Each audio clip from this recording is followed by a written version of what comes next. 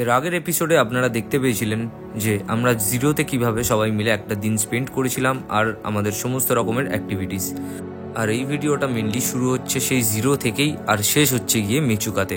এই ভিডিওতে কভার করা থাকছে কিছু সুন্দর সিনিক বিউটির সাথে রাস্তা আর এরকম ডেঞ্জারাস রাস্তায় আমাদের বাইকিং জার্নি।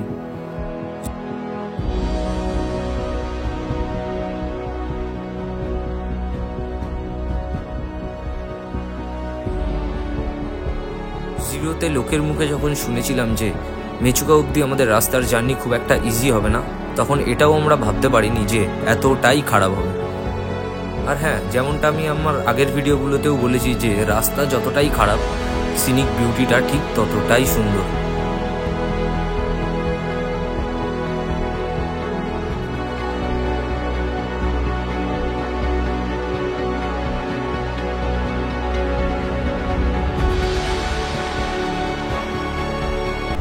তো এখানকার নেচারের বিউটি সত্যি মানে বলতেই হয়, দারুণ জায়গা, দারুণ। যে আসে সেই প্রেমে পড়ে যায়। আমি আর সৌগতা দুজন এসেছিলাম, বাট আমাদের তো চেনা জায়গা, আমাদের প্রথমবার যেমন প্রেমে পড়েছিলাম আর নতুন এইবার যারা এসছে তারাও এবারে এসে প্রেমে পড়ে গেছে। তার মানে বুঝতেই পারছে যে কত সুন্দর জায়গাটা। ওহ, একবার দেখো শুধু তোমরা। অরুণাচল প্রদেশ মানে এমন না যে তাওয়াং বুমলা সেলা। তাওয়াং বুমলা সেলা ছাড়াও অরুণাচল অনেক বড়, অনেক কিছু দেখার জায়গা আছে, অনেক ঘোরার জায়গা আছে। তো এইগুলো আনএক্সপ্লোরডগুলোকে এক্সপ্লোর করো তোমরা। আর জিরোতে একটাই মেন প্রবলেম, সেটা হলো এখানে প্রচুর পরিমাণ ডিফরেস্টেশন হয়, প্রচুর পরিমাণ। মানে প্রত্যেক দিন সকালবেলা উঠে তুমি বুঝতে পারবে যে কোথাও না কোথাও গাছ কাটা হচ্ছে। আমার খুব সন্দেহ আছে এই ব্যাপারে যে এখান থেকে 5-6 বছর পরে জিরো এরকম থাকবে কিনা। আমি ড্যাম শিওর যে জিরো এরকম থাকবে না, কারণ যে পরিমাণ ডিফরেস্টেশন হচ্ছে কমার্শিয়াল বানানোর জন্যে, খুব শীঘ্রই সব গাছপালা কেটে ফেলে দেবে। সব না ফেললেও 50% কেটে ফেলবে। আর গাছ কাটা এখানে আমি কালকে জিজ্ঞাসা করেছিলাম লোকাল লোকজনকে যে সরকার কিছু বলে না গাছ কাটলে এত? তো ওরা বললো যে নিজেদের জায়গায় নিজেরা গাছ কাটে, এটা তো সরকারের কিছু বলার থাকে না। আমি বললাম হ্যাঁ, সেটাও পয়েন্ট, সেটাও লজিক। তো এই হলো গিয়ে ব্যাপার। এত সুন্দর একটা জায়গা, আমি চাই যে সারা জীবন যেন জায়গাটা এরকমই থাকুক আর ডিফরেস্টেশন না হোক। জায়গাটা কত সুন্দর, খুব খুব খুব মিস করবো জিরোকে। কত সুন্দর একটা ভ্যালি, আর জায়গাটা খুবই আন্ডাররেটেড। আমরা যে জায়গাটায় ছিলাম অর্থাৎ সিলেকে, সেখানে আমরা ছাড়া কোনো বাইরের কোনো ট্যুরিস্ট নেই, যা আছে সব লোকাল লোক, মানে অরুণাচল, আসাম এরকম সব লোক, এইরকম জায়গা থেকে লোক এসছে। আর ওখানে যারা ওয়ার্কার কাজ করে তারাও আসামিস, আর যা ট্যুরিস্ট সব মোটামুটি বেশিরভাগই ইটানগর থেকে আসছে। কথা হলো 2-1 জনের সাথে। খুব ভালো জায়গা। ওহো, হোয়াট এ লাভলি ল্যান্ডস্কেপ ইয়ার, কি দারুণ দেখতে পুরো জায়গাটাকে। চারিদিকে দেখো, যেদিকে তাকাবে সেদিকেই মনে হয় যেন তাকিয়ে থাকি। সৌন্দর্যের কোনো কমতি নেই ভাই। ওহ, দারুণ দারুণ, অপূর্ব সুন্দর জায়গা।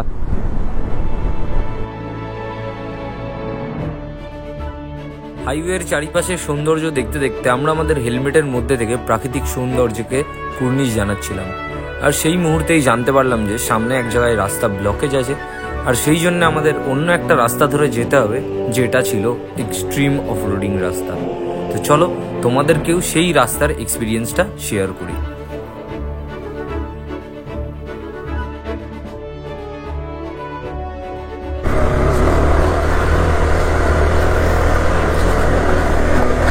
ও লাভলি।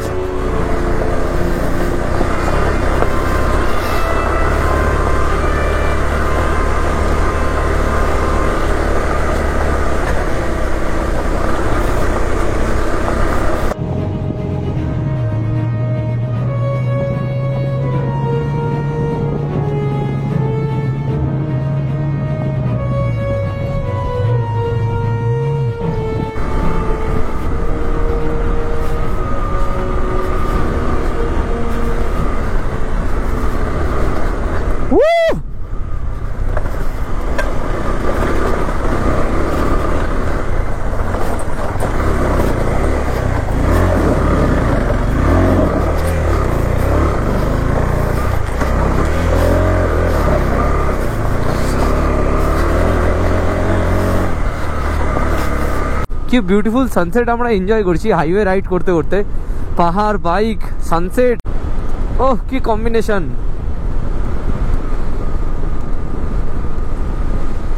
হা, কি বিউটিফুল! সূর্যের আলোটা মেঘের গায়ে পড়েছে, পুরো অরেঞ্জ অরেঞ্জ তুলো, অরেঞ্জ তুলো হয়ে আছে পুরো।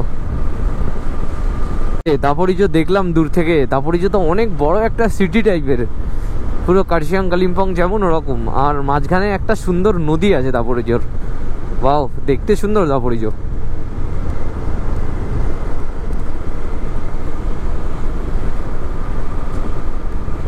আসলে ওয়েদারটাই এখন সুন্দর, ওই জন্য সবই সুন্দর দেখতে।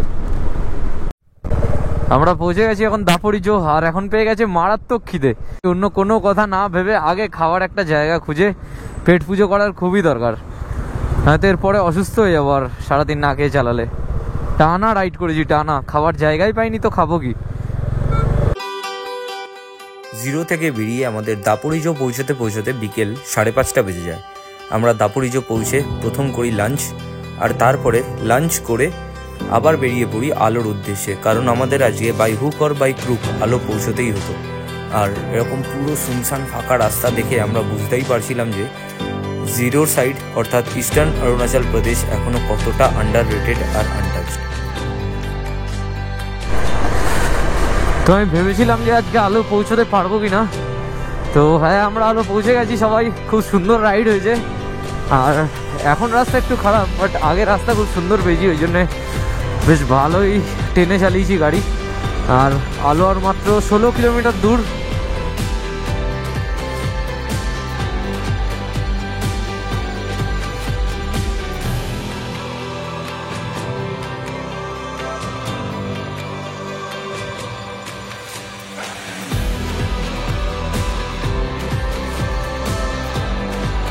বাজে সকাল 6টা, আমরা বেরিয়ে পড়ছি। মানে মোটামুটি আমাদের ফুল সেট আপ কমপ্লিট, ব্যাগটা শুধু বাঁধা বাকি, স্যাডেল ব্যাগ বাঁধতে বেশি টাইম লাগবে না। তো সেগুলো বাঁধাবুধি কমপ্লিট করে আমরা বেরিয়ে পড়বো মেচুকার দিকে। তার কারণ গেট, রাস্তায় কাজ হচ্ছে, সেই জন্যে গেট খোলা বন্ধ হওয়ার একটা টাইমিং আছে, সেই টাইমিংটা মেনটেন করেই আমাদের ঢুকতে হবে, নয়তো 5 মিনিটের জন্য 3 ঘন্টা আটকে থাকতে হবে। তো সেই কারণে আমরা যত তাড়াতাড়ি সম্ভব আজকে উঠেছি, 4টের সময় উঠেছি, উঠে রেডি হয়ে খাওয়া দাওয়া করে বেরোচ্ছি একেবারে, যাতে রাস্তায় হল্ট দিতে না হয়। আমরা একেবারে খাওয়া দাওয়া সব কমপ্লিট করে আমরা ফুল রেডি হয়েই বেরোচ্ছি, যেন আর দাঁড়াতে না হয় মোট কথা। আর যতদূর শুনেছি মেচুকার রাস্তা প্রচণ্ড খারাপ। আর আলো দেখো, পিছনে মেঘে ঢাকা পাহাড় দেখা যাচ্ছে এখানে। আর আমরা ছিলাম কালকে এই হোটেলটা, হোটেল আগাম।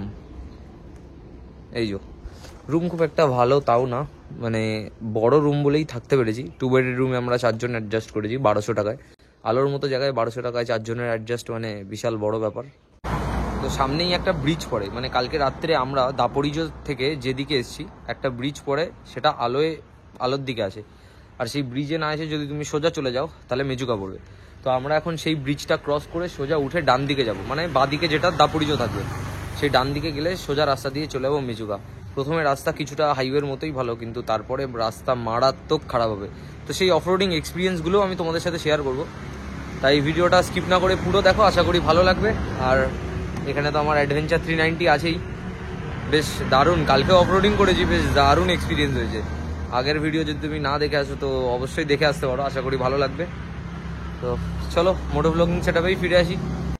So very very good morning from আলো। আর আজকে হলো 11 তারিখ, আর আমরা বেরিয়ে পড়েছি আমাদের আজকের ডেস্টিনেশনের উদ্দেশ্যে। রাস্তা ইজি হবে না, হার্ডই হবে, তো সেটারও ফিল নিতে হবে। সবসময় যে ভালো রাস্তায় বাইক চালাতে হবে এমন কোনো কথা নেই, বা তাতে কোনো মজা নেই। মাঝে মধ্যে খারাপ রাস্তায় বাইক চালাতে হবে। আলো থেকে বেরিয়ে বেশ কিছুক্ষণ রাইড করার পর যখন দেখি আকাশে রোদ উঠেছে, তখন নিজেদেরকে বেশ লাকি বলে মনে হচ্ছিল। তার কারণ এরকম রোদ ঝলমলে ওয়েদার নর্থ ইস্ট ইন্ডিয়া রাইডে খুব কম পাওয়া যায় বললেই চলে। আর তারপরে যখন এই প্রাকৃতিক সৌন্দর্যগুলো চোখে ধরা পড়ছিল, তখন মনে হচ্ছিল ওয়াহ ক্যা সিন হ্যায়। তবে এটাও আমাদের মাথায় ছিল যে এই প্রাকৃতিক সৌন্দর্যের সাথে এরকম সুন্দর রাস্তা আর বেশিক্ষণ দীর্ঘস্থায়ী হবে না। তার কারণ আমরা আগেই খোঁজ নিয়ে নিয়েছিলাম যে তাতোর পর থেকে মেচুকা অবধি রাস্তা হার্ডকোর অফরোডিং রাস্তা। তো চলো সেই দিকেই আস্তে আস্তে আমরা এগিয়ে যাই। তুমি সিকিম, দার্জিলিং, গ্যাংটক এসব জায়গায় গেলে ভোরে ভোরে বাইকার দেখতে পাবে, কিন্তু এইসব জায়গায় একটাও বাইকার তোমার চোখে পড়বে না। রাস্তা দেখো, যত দূরই ভিডিও করছি, যতক্ষণ ধরেই ভিডিও করছি আর যতটাই আসছি পুরোই ফাঁকা আর ফাঁকা।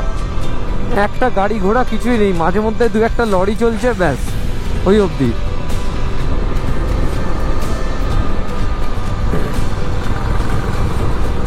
আমরা এখন আছি পেনেতে, আর এইটা হলো এখনকার রোড আপডেট। পেনে টু তাতো রোডের কখন রাস্তা বন্ধ থাকবে সেই টাইমিংটা দেওয়া আছে। 9:30 থেকে 11টা খোলা থাকবে, 11টা থেকে 1:30 আবার বন্ধ থাকবে, এরকমভাবে সব মানে টাইমিং দেওয়া আছে। একটু এগিয়ে এসে দেখি আবার রাস্তা ক্লোজড, আর এইটা সম্ভবত খুলবে 1টার সময়। আর সামনে একটা ঝর্ণা দেখতে পাচ্ছি ভালো, আর এখানে কয়েকটা দোকান আছে, এখানে তাও টাইম কাটানো যাবে। বাট আগে যেখানে দাঁড়িয়েছিলাম না, সেখানে কোনো দোকানপাট কিছু নেই, টাইম কাটানো মুশকিল হয়ে যেত। আর পিছনের ভিউটা দেখো, জায়গাটা কত সুন্দর দেখতে। মানে এই বাড়ি যাদের, তারা কত লাকি ভাবো। বাদিকে তাকালে ওইরকম পাহাড়, আর ডান দিকে তাকালে এত সুন্দর একটা ঝর্ণা, আর বাড়ির পিছন দিকে ওই এত সুন্দর একটা ভিউ। বাইকের অবস্থা দেখো কি নোংরা হয়ে গেছে বাইক, এইখানটা দেখো পুরো কাদা জমে আছে। আর ঠিক আছে, নাম অনুযায়ী কাম তো করতেই হবে।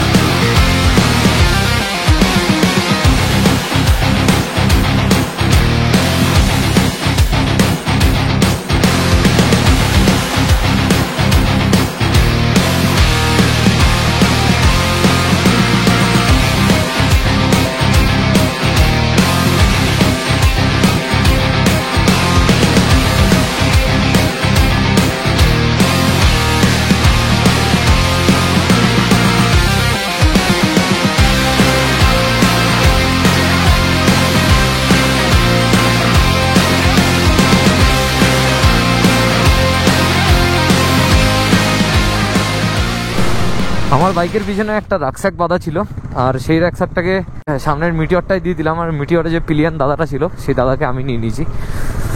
তার কারণ মিটিওরের চাকাটা একদম পুরো প্লেন হয়ে গেছে, প্রচণ্ড পরিমাণ স্কিড করছে, রিক্স হয়ে যাচ্ছে। সেই জন্যে আমি পিলিয়ান দাদাকে নিয়ে নিলাম, আর রাকস্যাকটা ওতে দিয়ে দিলাম। এখন বিন্দাস চলছি, কোনো অসুবিধা হচ্ছে না। জানি না সামনের পরিস্থিতি কী হবে।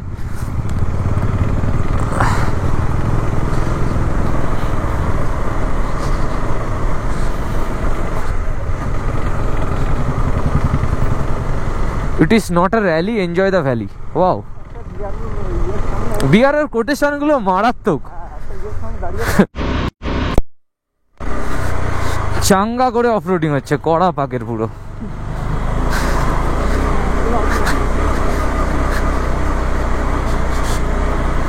তোমরা মেচুকায় আসার পথে দেখতে পারবে যে মাথার উপর দিয়ে ঘন ঘন হেলিকপ্টার যাচ্ছে। তখন তোমাদের মনে প্রশ্ন আসতেই পারে যে এত হেলিকপ্টার কোথায় যায়।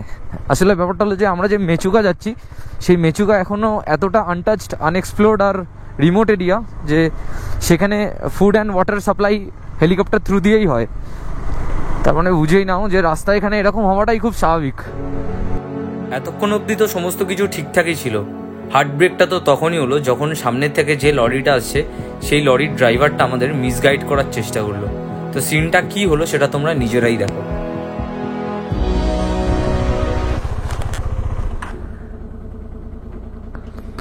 क्या हुआ भैया? बोलो। रास्ता बोलोगे मत दो। बहुत उधर में पहाड़ पूरा धस गया। पहाड़ धस गया, फिर मेचुका नहीं पहुंच पाएंगे हम। मेचुका कल सुबह जा पाएगा, अभी नहीं जाएगा। वो उधर में कैंप में रुक गए, वो आगे कैंप में। और भी तो बाइकर गए ना। वो लोग सुबह उधर में रुक गया है, तो भैया लोग को बोल दिया है ना, अच्छा, नहीं जा पाएगा अभी। अरे बाप रे, আরে আট কি মুশকিল বলো তো, এত কষ্ট করে এই এত দূর এসে। তারপরে ভাগ্যিস আমরা ওই লরির ড্রাইভারের কথা শুনে সেখানেই থেমে যাইনি। আমরা চেয়েছিলাম যে আগে গিয়ে দেখি কি হচ্ছে, তারপরে কিছু একটা ডিসাইড করা যাবে। লরির ড্রাইভারটার কথা শুনলে হয়তো আমাদের সেই রাত্রে আর মেচুকা পৌঁছানো সম্ভব হতো না। তো আমরা নিজেদের মনের ওপর বিশ্বাস রেখে এগিয়ে গেলাম মেচুকার উদ্দেশ্যে। তো আমরা যখন আসছিলাম রাস্তা দিয়ে মেচুকার ঠিক খানিকটা আগে, অর্থাৎ 20 কিলোমিটার আগে, তখন একটা ট্রাক ড্রাইভার আমাদের দাঁড় করায় আর বলে যে সামনে রাস্তা ব্লক আছে, ল্যান্ডস্লাইড হয়েছে, আপনারা যাবেন না। সেই শুনে তো খুবই মন খারাপ হয়ে গেছে, কারণ 2022-এও আমরা প্ল্যান করে সেটা সাকসেসফুল হয়নি। আর এইবার এত কষ্ট করে এত অফরোডিং করে, বাইকের অবস্থাটা দেখো, এত অফরোডিং করেও যদি প্ল্যান সাকসেসফুল না হতো তাহলে খুবই বাজে লাগতো। তাও এত কাছে এসে যদি আগে জানতে পারতাম সেটা ঠিক হতো। তো ফাইনালি আমরা চলে এসেছি মেচুকা। ইয়েস, তো আজকের ভিডিওটা এই অবধি। পরের দিন ফিরে আসছি এই মেচুকার সকালবেলার ভিউ নিয়ে। Still then stay tuned and subscribe the channel.